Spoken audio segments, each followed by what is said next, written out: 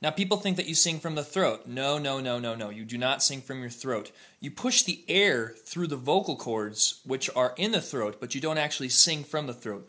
The main place that you actually sing from is called the diaphragm, and the diaphragm is located actually under the stomach.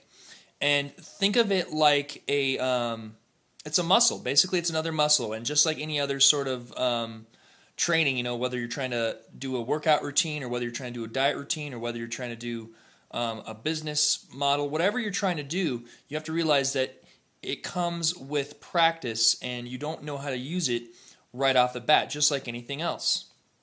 And how it works is a good way to think of it like an inflated balloon. When you first start it, there's no air in it. There's nothing going on. And when you actually inflate it, you have to think of your whole diaphragm and the stomach area actually expanding, because it will literally expand like that. And it's funny because if you watch kids in like choirs and stuff in high school and stuff like that, or even talk to a lot of your friends, they think that when you breathe, you go like this, you lift your shoulders up. And sorry if my camera's moving, I'm trying to keep it pretty steady. But you lift like this, and then you breathe, like you breathe in with lifting up your shoulders, and then you breathe, and then you put it down. And that's how are you ever supposed to have any power, and how are you ever supposed to be able to sustain any sort of note, whether it's a long note or whether it's a bunch of different little notes, without being able to properly breathe from the diaphragm? So that's just something to kind of keep in mind. Now, you have to think that when you breathe, it's like you breathe, and when you breathe in, like I said, the stomach goes out, and when you actually breathe, your stomach will actually compress inwards. And I know this might sound kind of complicated, but there's actually a very simple exercise to do to make this sort of thing occur. Go home, or if you're already at home, and lie on your back and grab like the biggest, heaviest book you can use. I call this the dictionary test, because dictionaries are always very big and very large. So grab a dictionary and put it actually on your stomach, and then just lay on your back and naturally breathe. And what you'll find out is that if you're actually breathing from your diaphragm, the dictionary will move up and down. And people don't even realize that you breathe from your diaphragm.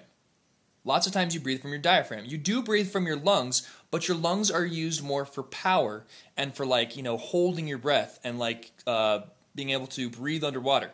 But believe it or not, your diaphragm is your main power source and your main gigantic source of air.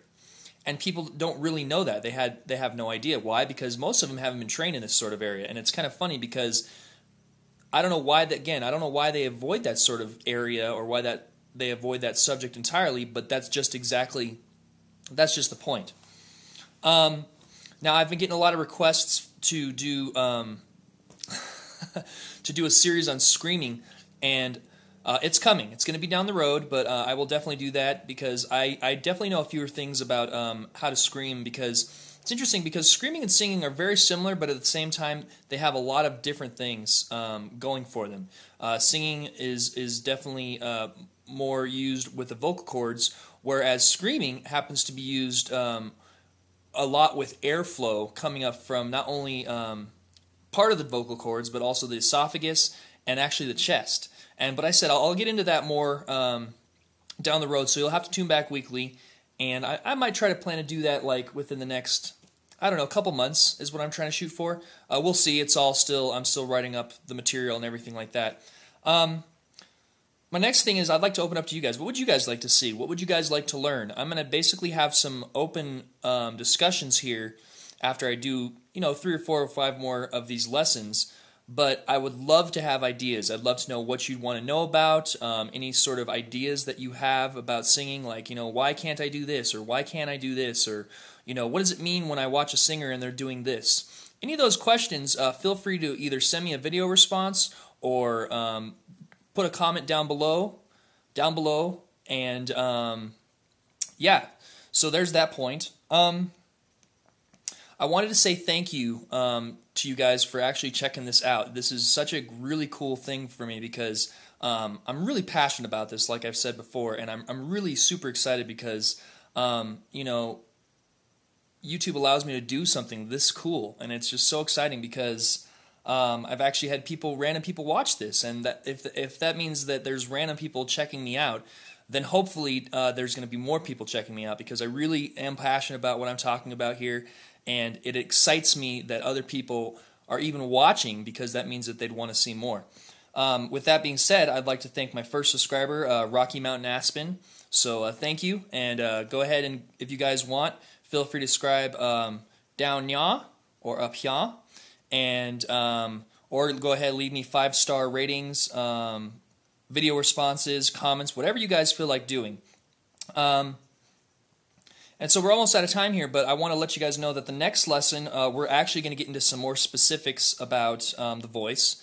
With that, specifically, we're going to look at how to take care of the voice, because there's some very specific things on how to maintain a healthy voice. And I'm going to go into some real specifics on that. A little teaser I can give you is water. Believe it or not, water is one of the best things that you can drink before any sort of performance or any sort of, like maybe you're doing karaoke. And it's funny because people think it's beer, because beer has a lot of water in it. The biggest problem with beer is that because the alcohol content is so high, it actually literally dehydrates your vocal cords. But we'll talk more about that at the next lesson. I'm also going to be talking about what to eat, what to drink, and what are the effects of alcohol and drugs on the voice, and not only on the voice, but on the vocal cords as well. And we're actually going to get into some actual warm-ups, which is going to be great, because I'll be singing, so you'll get to hear my voice finally. And yeah, other than that, again, if you guys want, feel free to subscribe up ya, down ya, and I will see you guys here soon. Okay, take care.